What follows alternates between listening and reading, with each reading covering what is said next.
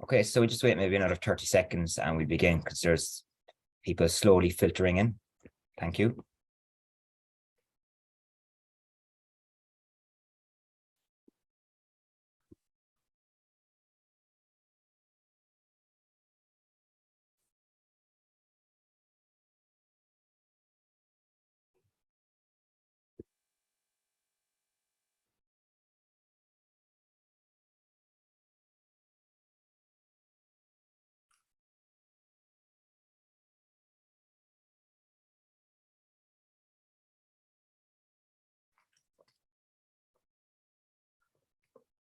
Okay, so I think that's everyone in. So welcome everyone. Delighted to have you here tonight. So my name is Dr. Tim Crowley and I'm Program Coordinator of our BSc in Global Business and Pilot Studies. So today I'm joined by Jenny Eustace, Captain Philip Smythe, and we also have Holly Corby, who is the current cadet, and they'll also be speaking later on in this webinar. So just to get us off and running, just a little agenda there to highlight what we'll be covering tonight. So first of all, we'll have an introduction. We're going to move then onto the program structure, and we're going to look at the CUTI, where you look at the simulator assessment and interview. We look at the medical, the entry criteria, costs, and key dates. That will be very important for you. And then we're going to have the Afta perspective, where Captain Philip Smythe and also current cadet Holly Corby will be speaking. And then finally, we'll wrap up the evening by doing a Q&A. So hopefully we'll have the slides wrapped up in about 20, maybe 25 minutes. And then we'll have the Afta representative speak. And there is a Q&A function, so feel free to pop in any questions you may have throughout this webinar. So just to, I suppose, start off, we have introductions. So from the Munster Technological University side of things, or MTU, we have Katie Power, who is the head of department. Unfortunately, Katie wasn't able to make it tonight. And myself, so I'm program coordinator, so Tim Crowley. Within the Atlantic Flight Training Academy, we have Captain Mark Casey, who is CEO and head of training, and unfortunately wasn't able to make it tonight also. However, we do have Captain Philip Smythe, who's safety manager with us, and we also have Jenny Eustace, who's the sales and marketing manager.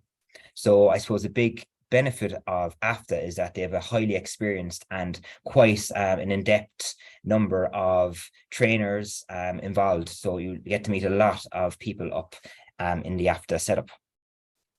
So a little bit about Munster Technological University for anyone who may not know us.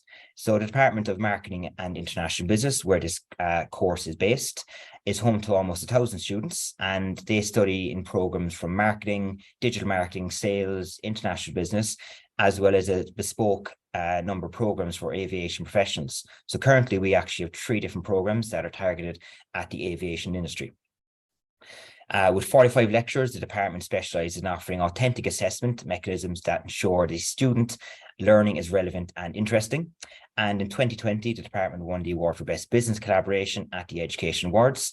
And in 2021, we received a Delta Award for Excellence in Teaching and Learning Enhancement. And just a few pictures of our campus so you can visualize it. We're quite lucky. We are quite a big campus, and we have a lot of space and a lot of pitches. So we also offer a lot of opportunity to play different sports as well. So moving on to the Atlantic Flight Training Academy, we have, as I mentioned, the Afta representatives, which we'll talk a bit more about Afta later on tonight. But just to give you a brief insight, Afta was founded, and is an ESA approved training organization established in 1995 by CEO and head of training Mark J. Casey. Afta have trained over 2,200 graduates who are now flying worldwide for airlines from Aer Lingus, Norwegian, you have Ryanair, Qatar Airways, BA, Emirates, Globe Air, CityJet, a very, very, very big and impressive list of Afta graduates who are flying for these companies. Afta is located at Cork International Airport and has a satellite airport or satellite base, which is based in Waterford. Afta operates one of Europe's most modern and youngest fleet of aircraft, including Cessna 172s, Diamond DA-42s, you have the Piper Senecas, the Stingsby, and a Blanca Super Decathlon also. Their simulator fleet consists of the Piper Seneca simulator, Diamond DA-42 simulators, and a Boeing 737 NG simulator also. And there is another 737 simulator that will be up and running very soon. Their on-site aircraft maintenance facility ensures our fleet is always meticulously maintained, maximizing safety and minimizing any training delays. So on the next slide, if we can go, there we go. There are just a few pictures there of the training the airport inside the 737 simulator, and also two Diamond DA-42s in flight. Now, their fleet, as I mentioned, is very impressive, and I was very lucky that I was able to have a tour of their base a couple of weeks ago. On the left, you have the Cessna 172. You have the Piper Seneca in the middle, and the top right there, you have the Diamond DA-42, which I was lucky enough to go up in. Great experience. And below that, you have the Slingsby, which is used for the upset prevention training, which a lot of my current students are really looking forward to. I'm not sure they'll be looking forward to when they get into the plane, because it is quite agile, and they will they'll be spinning around a bit, I think, on that day. So there are just some pictures. Now onto the program structure. So this is a very unique program offered here at MTU, and it's very exciting. I really enjoy being part of this program. So it is broken up. Stage 1 or year 1, you're on campus at MTU Cork. So at this stage, you are learning about global business modules, which include you're looking at marketing, you are looking at IT management, global business, communication, cultural studies, you have technology and maths, and you also have accounting. Now, if you're not a big fan of accounting, that's fine. It will be basic. It's just to give you that insight into the business side of aviation. So that's year 1 on campus. And we also offer the opportunity to study a language. So we have German, we have French, and we also have Spanish.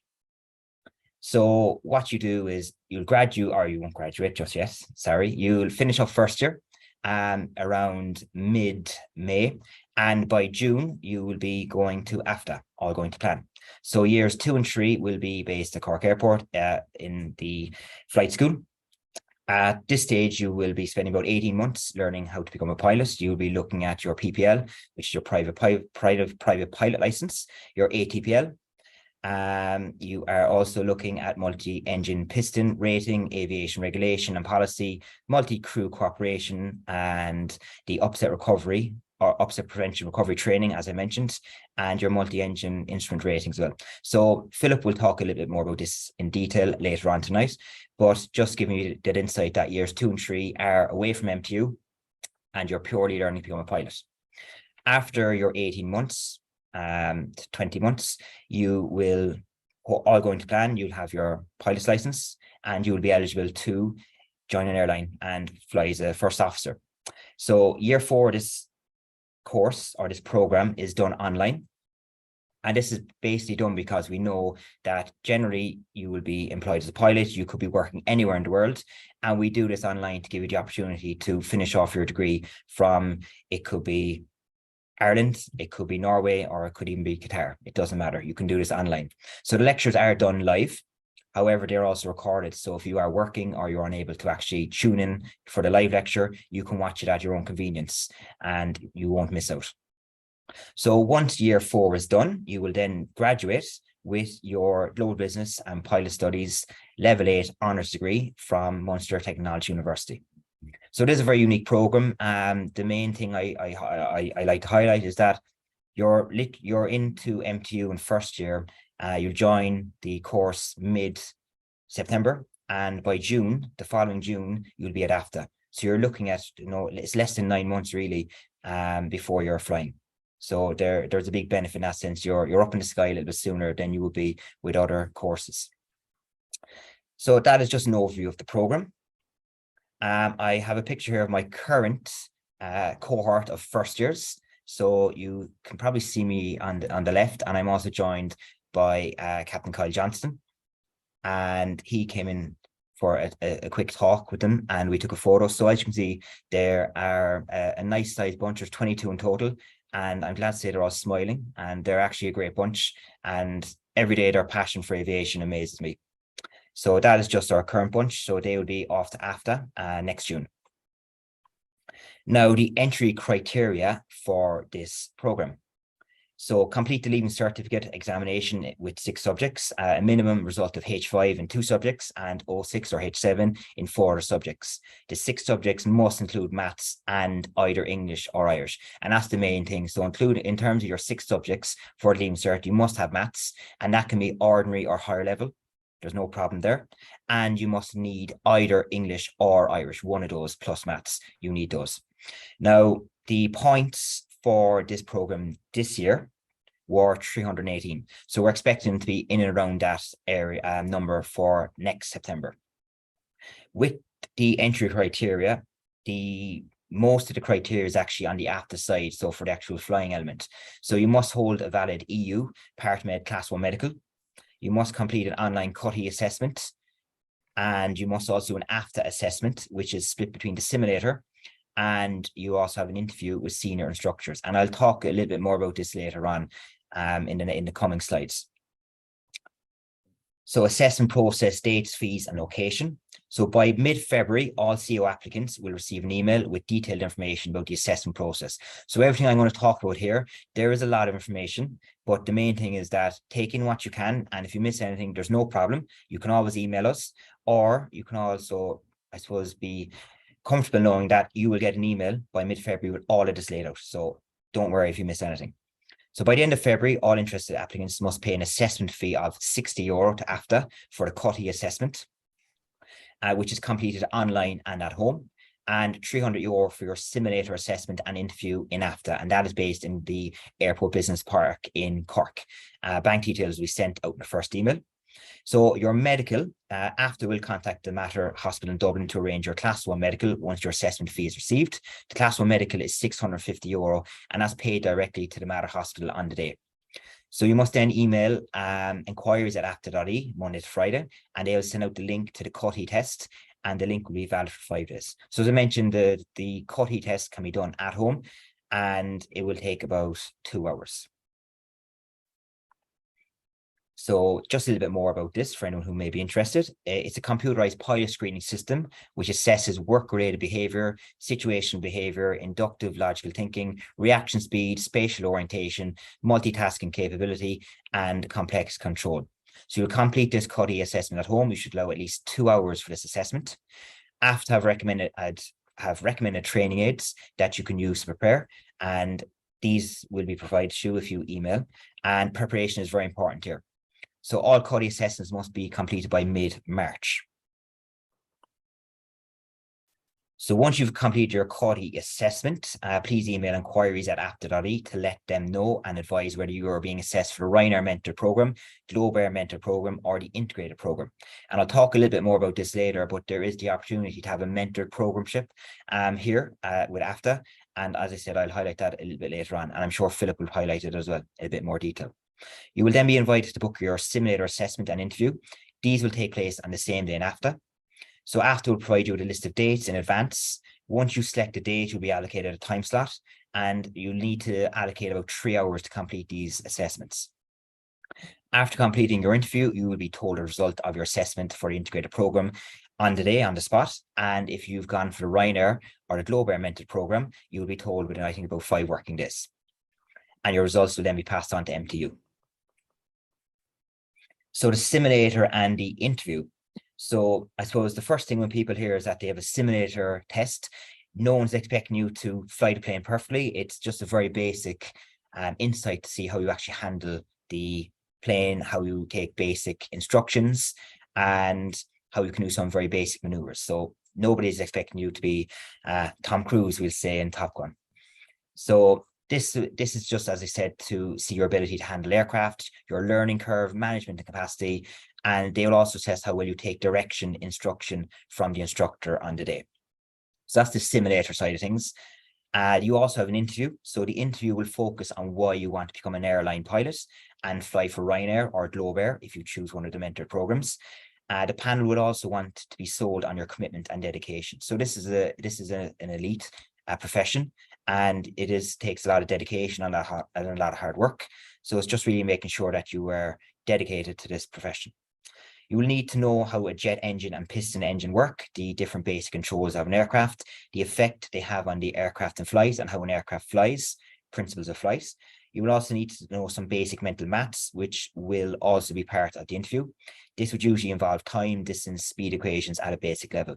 So once again, I was chatting to my current first years about their interview. And they said, it is basic. So don't be too worried, but preparation is also very important for this. You must be able to demonstrate the basics of aviation. And I think it's important that you highlight your passion for why you want to become a pilot.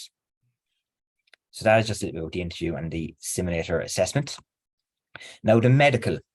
And this is something I know people get a bit worried about, but I was talking to Captain Kyle Johnson recently, who is a training and compliance manager, and he basically said that if you walk in and you walk back out of the medical, you're probably safe enough. So it's not something I'd be overly worried about, but it is obviously extremely important. So in terms of the Class 1 medical, just to give you a bit of an insight what you'll be looking at. So on the day, the first thing you do is complete an application form at the centre. You'll have ophthalmology examination with a specialized consultant. You'll have an ECG, you'll have spirometry, audiogram, alcohol and drug testing. You'll also have bloods to include hemoglobin and cholesterol. So it's very important that you do not eat for 12 to 14 hours prior to your medical. Please drink plenty of water, but no tea, coffee, energy drinks, or anything other than water. So that's very important.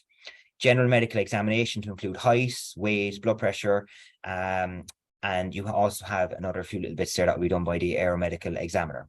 So please know from February 2019, as ESL regulations, all Class 1 initial applicants must be screened for drugs and alcohol.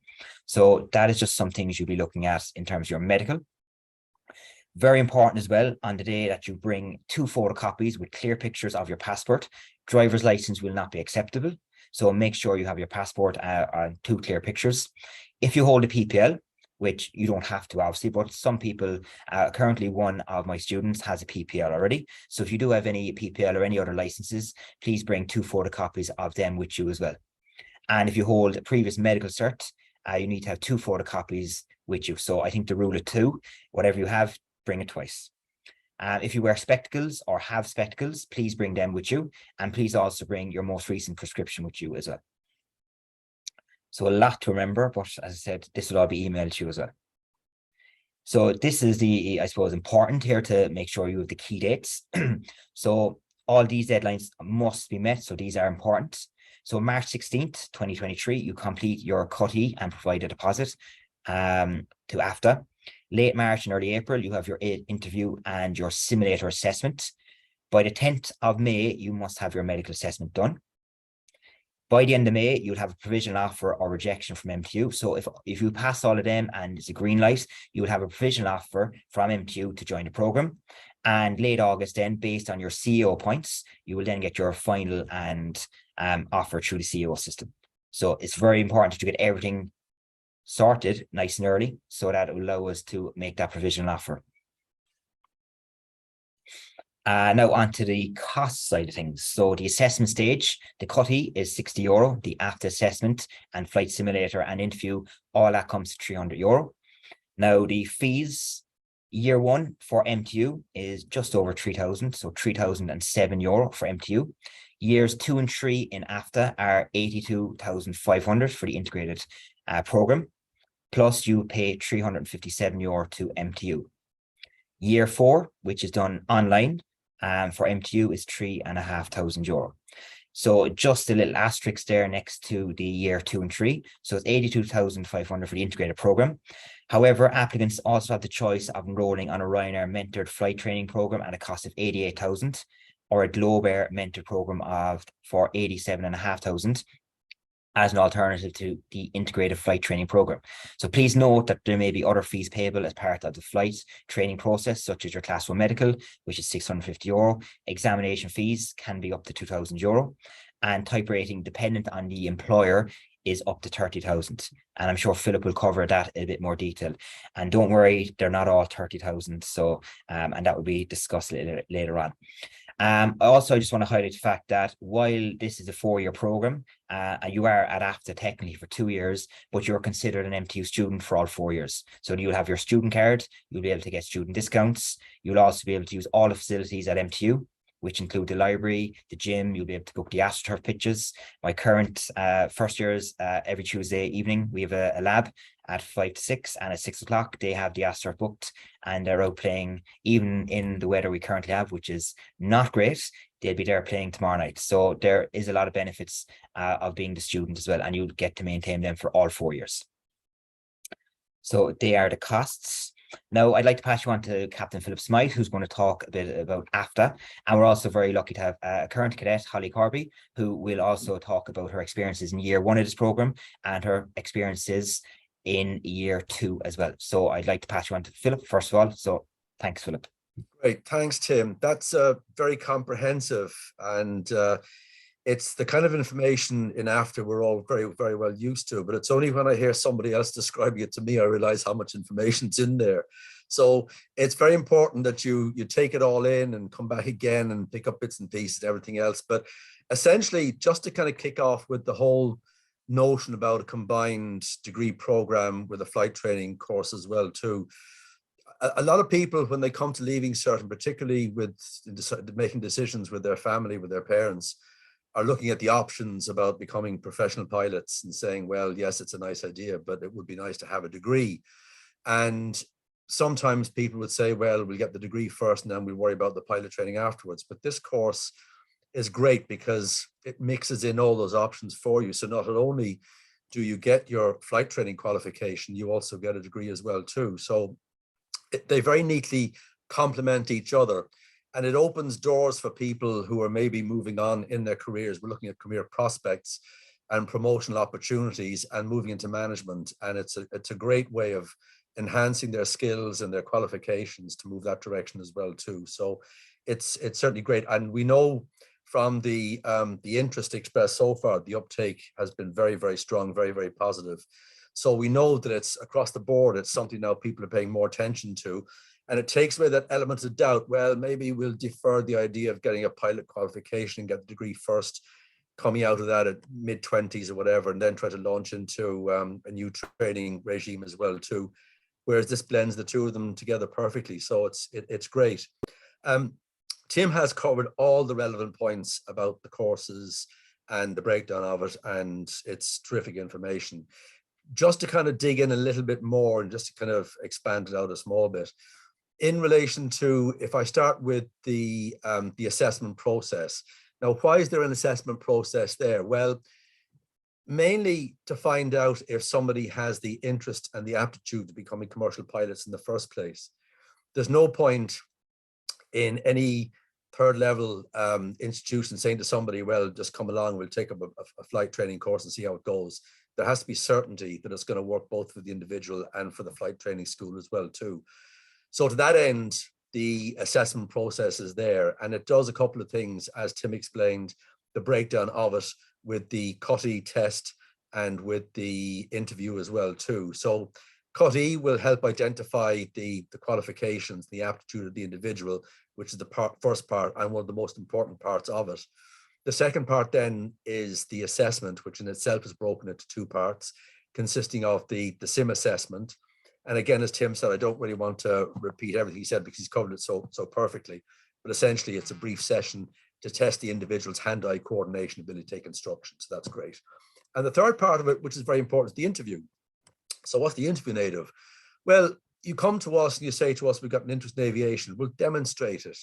How long have you had that interest? How have you followed that interest? Is it online articles on YouTube videos, TV programs, books, magazines, whatever? Prove to us you have the interest, because if you're considering becoming a commercial pilot as a career, you've got to realize that the training is a huge commitment, and as a career choice, it's a huge commitment as well too. I certainly don't want to put anybody off, but you must come into it with your eyes open and realize that whereas you may have colleagues in school or friends outside school, whatever, who move on to professions, whether or jobs or careers or trades or whatever, where they're working Monday to Friday and they've got weekends off. As a commercial pilot, you won't have that. You're going to be working weekends, you'll have early starts, late finishes. And the only way you can deal with that is to say, well, that's what I signed up for. My office has the best view in the world. That's exactly what I want as a career choice. So you've got to know that's what you want to do, and you've got to convince us that's what it is as well too, because the course both with a combination of the MTU element of it and our training element, is combined as a very, very intensive course as well too. So the interview will consist of the HR part of it. Tell us about yourself, your interest in aviation, work experience you've had, etc., etc. And then we'll dig into the technical side of it. Tell us how an airplane flies, what generates lift over a wing, mental maths questions, also a light level, nothing too in depth, but just enough to convince us that you have what it takes. Mental maths questions could be along the lines of, if you're flying at 120 miles an hour, what distance would you cover in 3.5 hours? Or if the distance from A to B is 500 miles and you're flying at 125 miles an hour, how long will the trip take? So it's mental maths.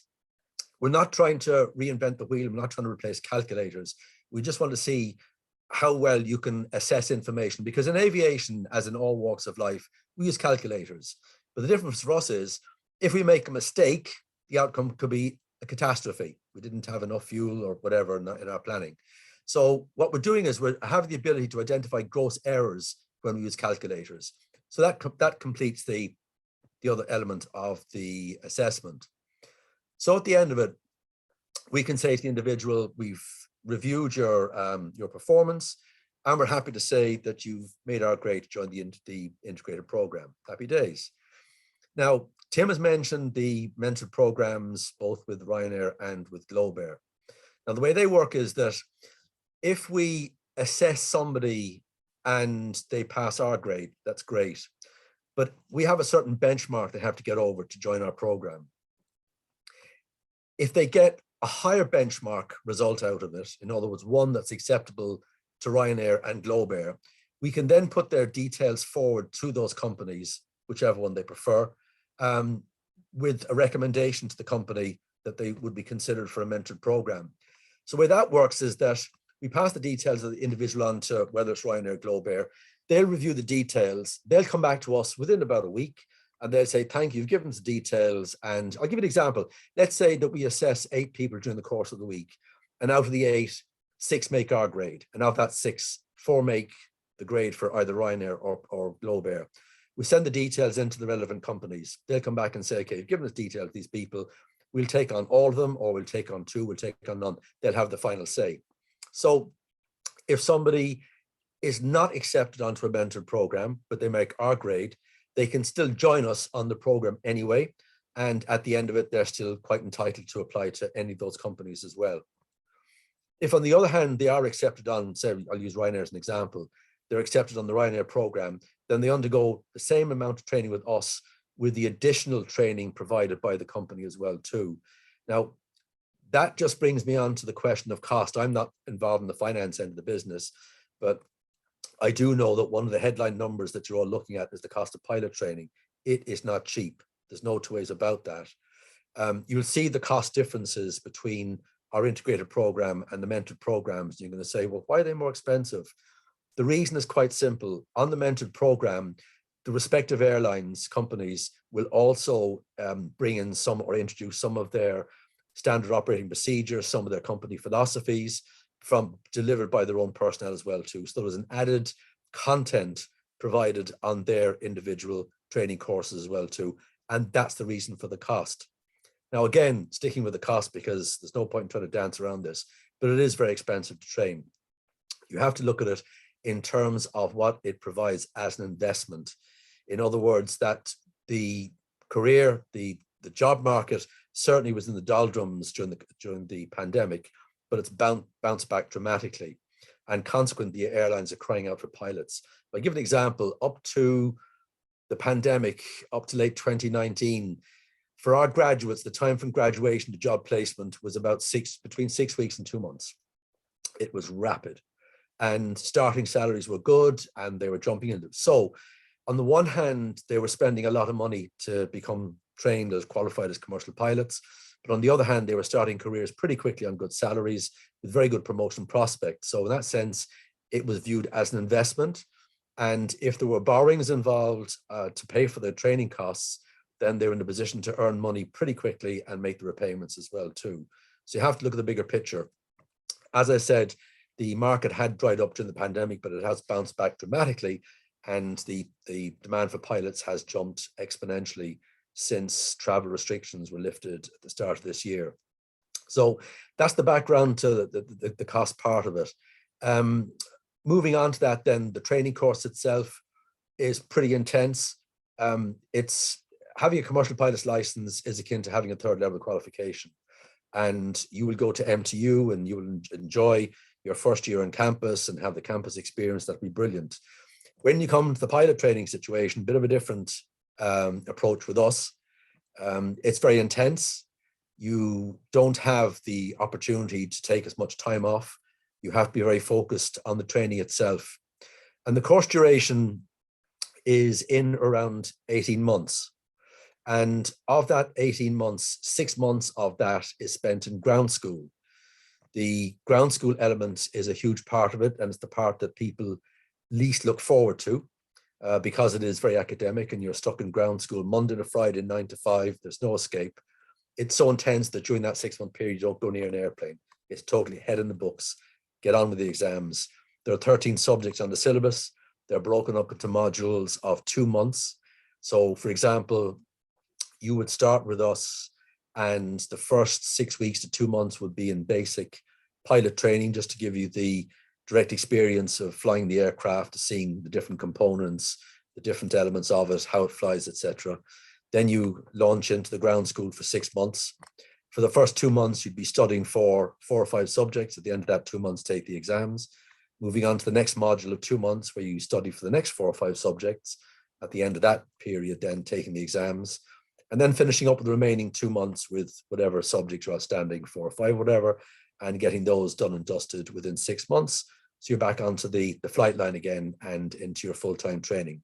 Going through the single engine phase of training in the Cessna 172s, the multi-engine aircraft, most of which the training is done in the DA-42 Diamonds, and then the final element, which is called APS-MCC. You will find in aviation that the industry is riddled with acronyms and abbreviations, and this is no exception. APS-MCC is Airline Preparation Standard for Multi-Crew Cooperation. So with your training, you can see from the images that were presented on the slides that the aircraft you're training in are small aircraft. They're 4, 6 seaters, whatever. It's a different sensation than moving into the environment of flying on the flight deck of an airliner.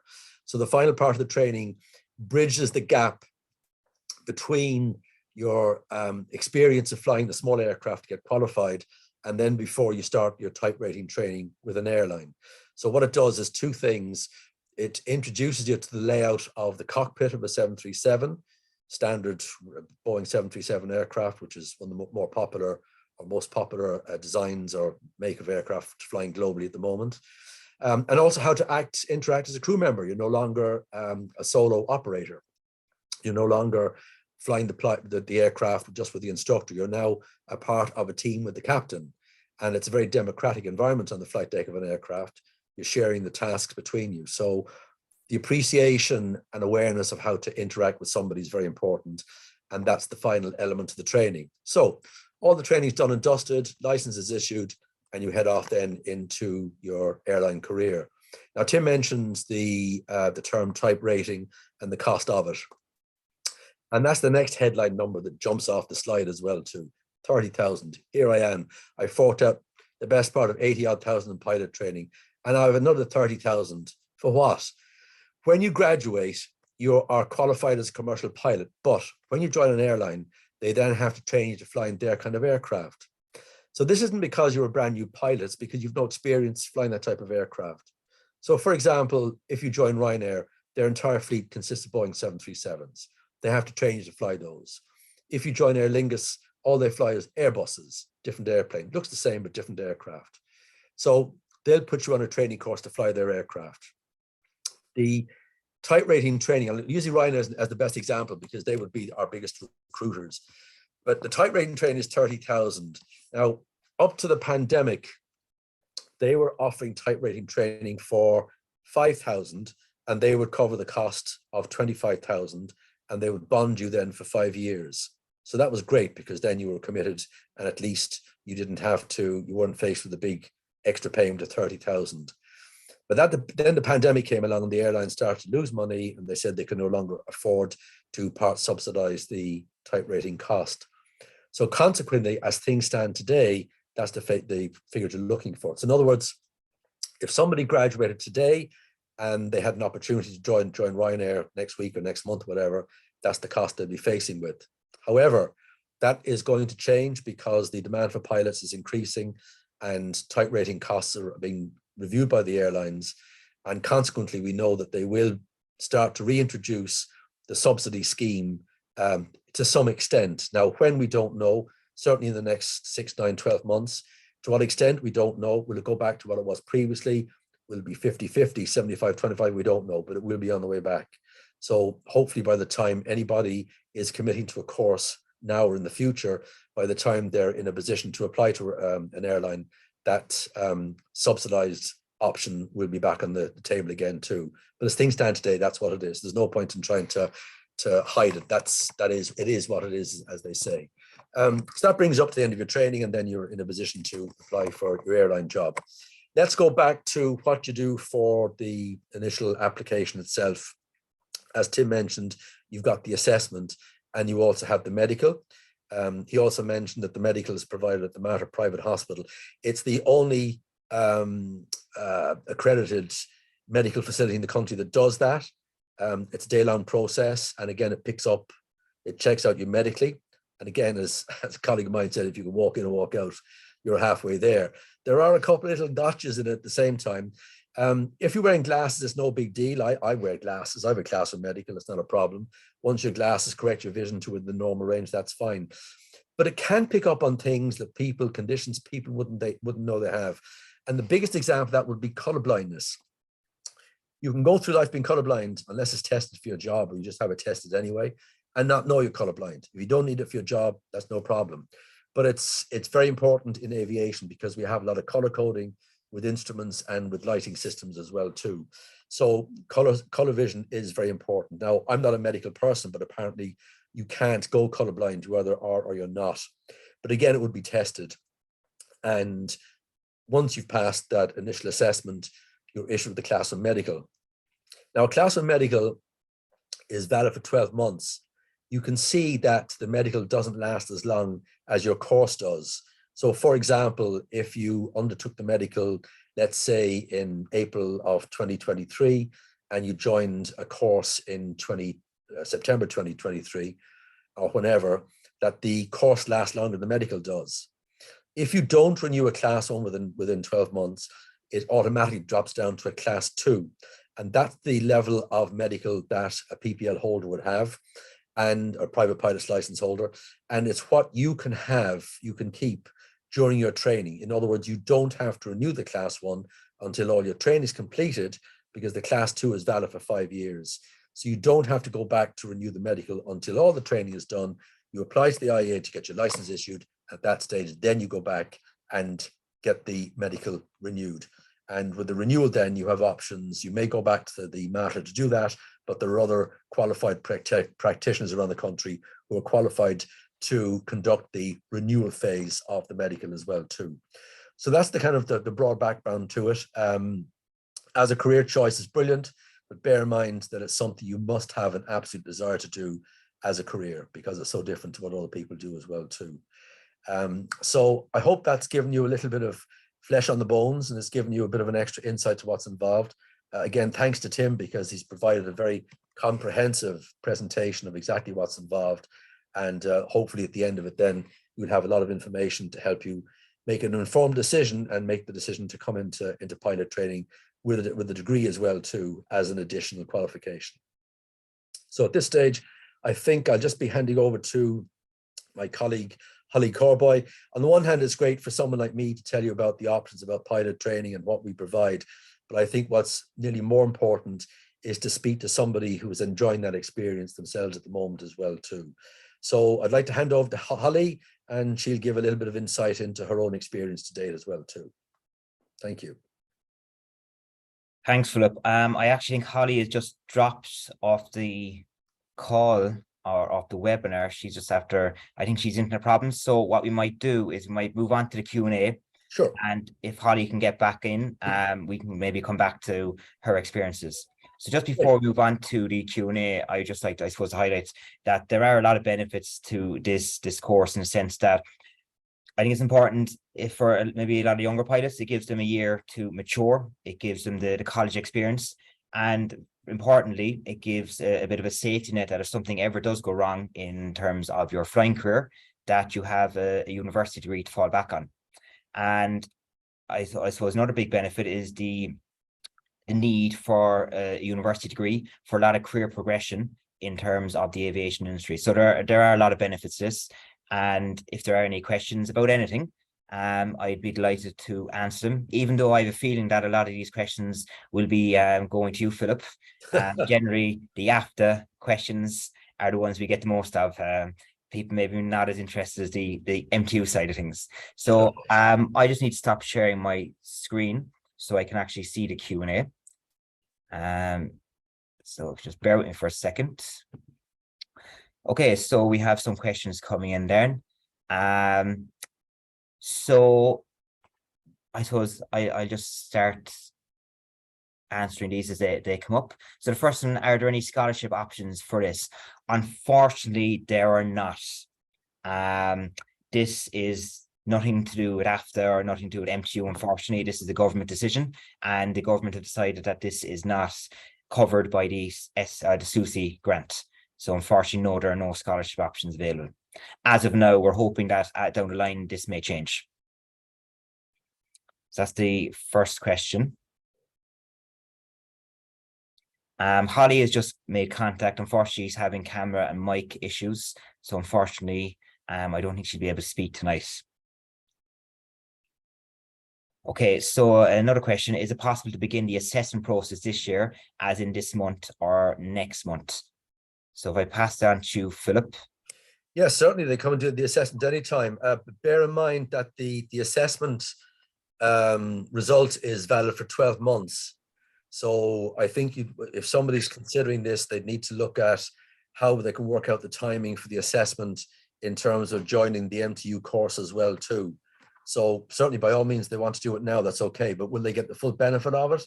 It depends. As I said, it's what the sort of time scale that most people would look at would be to come into it maybe early in the new year, with a view then to applying to the MTU course later in the year once they get the leaving cert results and know where they stand with their points as well too. Okay, so actually good news, Holly is just after sorting her camera and mic. So what we might do is just, if people want to take a couple of minutes to type in their questions, we might go to Holly, and then when we come back, there should be a little bank of questions that we could answer. So I'm just going to pass you on to Holly. Yeah, thanks, Tim.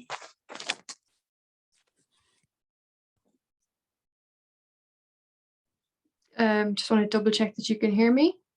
Yeah, hi Holly. Yeah, sorry, I thought the phone was causing trouble. So I'm Holly. I am a Ryanair mentor student, and Philip and Tim gave you loads of information, all the information you could probably need. But I'm going to talk you through my experience so far. So I started in MTU last year alongside 4 others. We were the first group to start. It was a small crowd.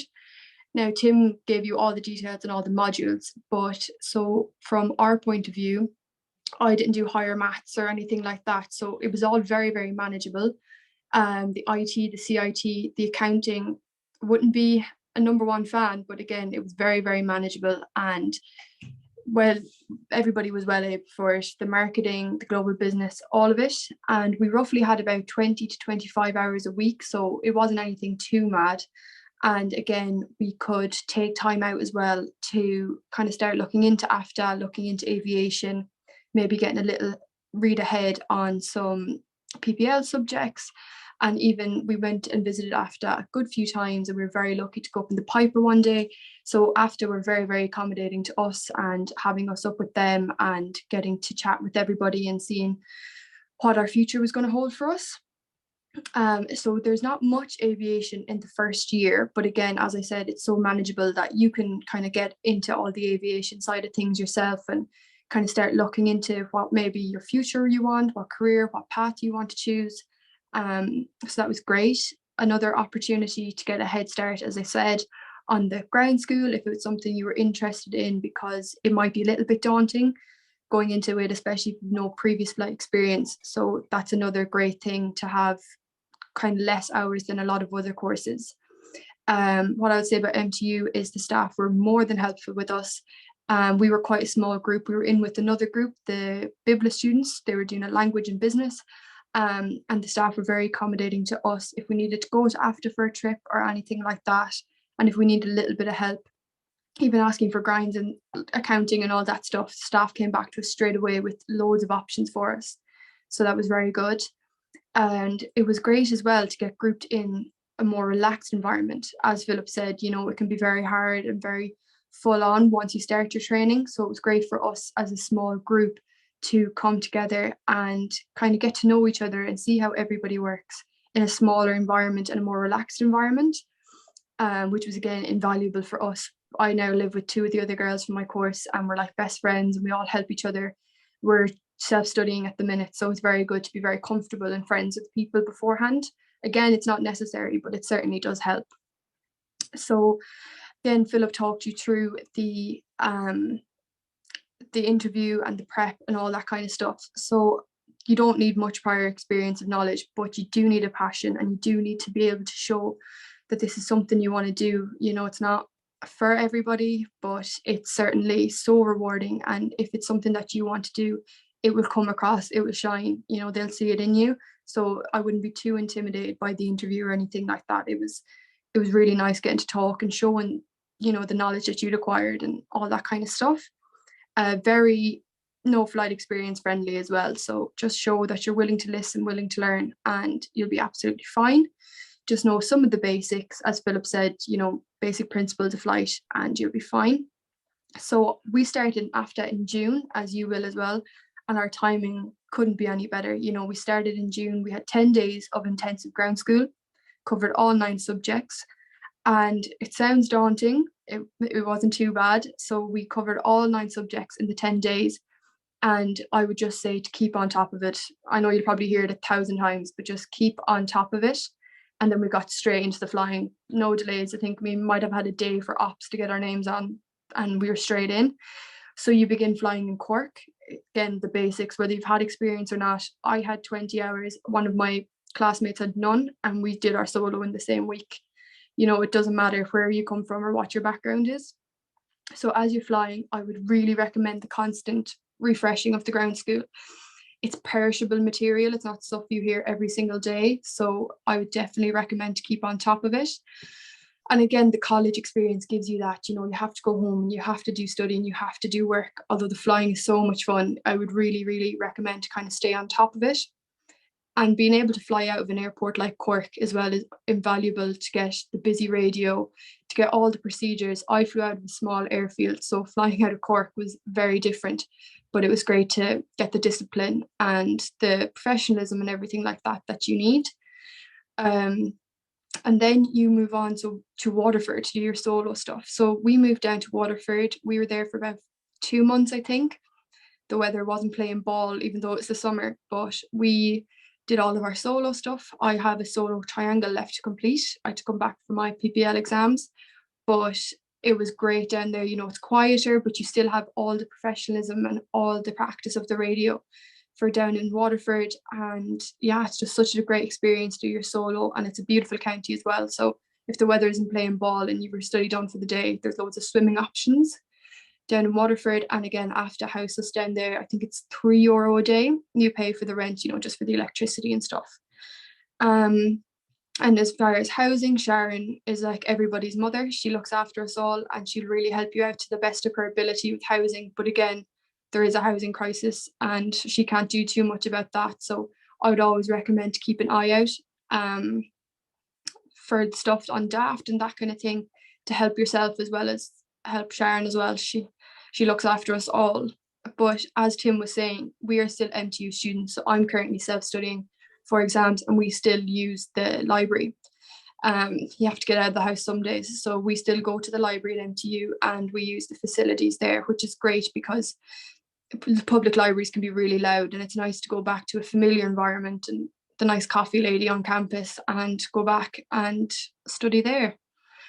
So that's kind of it. I'm not too far in yet, but I'm having a great time, and the fleet is amazing.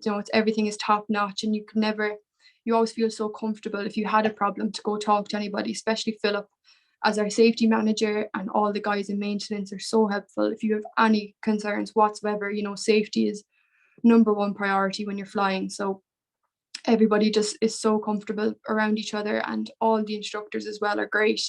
Um, and once you come prepared and kind of know what you're getting yourself into, again, as Tim said, it's a very elite profession. And even though a lot of us are young, we still have to, know our stuff and go in and put safety first. And yeah, it's a lot of fun, but you have to remember that it is a career at the end of the day, and the work and the dedication. If you're off self-studying for 2 months, you have to put in the hours.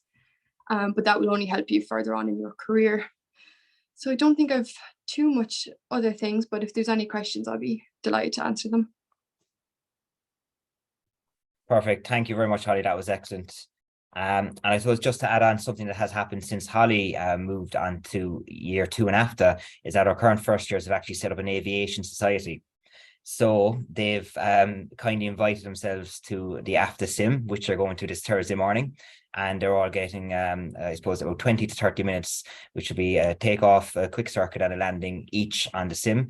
And actually, some of them went to Toulouse to an aviation museum last week. So that was done through the Aviation Society, which had partial funding for that trip. So there are a lot of benefits to that as well. And obviously, you can have some fun with it. And it's good to be with like-minded people. So I'm glad to say there are some more questions that have come in. So I just let them load up. So I just get down to the next one. And obviously, if you want a question specifically aimed at Holly or Philip, that you can just write that in as well. So what sort of maths would we be doing? Because I'm not great at Leaving Cert maths. I'm pretty good at like basic maths. That's perfect. So you don't need Leaving Cert maths. It's a lot of it is basic maths. So it's nothing that will catch you out, but you do need a certain level of maths. And I was talking to another instructor recently who said that it's really looking at it's sort of junior cert level maths. It's a type of maths that you're dealing with. So I don't think you don't definitely need honors maths. Now, if you have honors maths, it would be helpful, but it doesn't need to be at high level maths. So the next question: do you pay the whole 82,500 upfront to Afta, or would it be possible to pay over a couple of months? So as far as I'm aware, that's done in installments. Jenna will have more information there, so I'm going to pass you to Jenna. Yeah, no problem. So the 82,000 or the same rule applies for all of our integrated programs, basically. So once you pass your assessment, we ask that you put down a €2,000 deposit to secure your space in the class. And from there, then the remainder of your payment is split up into 3 payments, which is paid on week 1 of your training with Afta, week 20 of your training, and week 40 of your training. So just to recap, a €2,000 deposit, and then the remainder split up into 3 installments. Thanks, Jenna. So moving on to the next question, would I be guaranteed a job at Ryanair if I do their mentor program? So you're not guaranteed a job, but you are fast tracked to the front of their queue for new hirees. And I think Philip might confirm this, but I think everyone who has done a mentor program so far has ended up working for the airline. Absolutely. Yeah, you're right. Actually, it's one of the attractions of the mentor program. In fact, it's the biggest attraction of the whole lot. That's subject to a final assessment. There's a guaranteed place on a type rating course, which effectively means the guaranteed job for the individual. So it takes if we take that the job market itself has picked up tremendously, so we know the prospects are pretty good. But if somebody is on that program, they have that extra assurance that they'll be moving on to their careers pretty quickly. So once they've passed that final assessment, then they're in the door on onto the type rating training, which means they're in employment with Ryanair thereafter as well too. Thanks, Philip. So the next question, is there a graduate entry route as well, or solely just for CEO entry? So the entry for this is all done through the CEO, but you do have a mature student entry, which is 23 and over, and you still apply through the CEO, but it doesn't take into account your leavers or points because you are a mature student.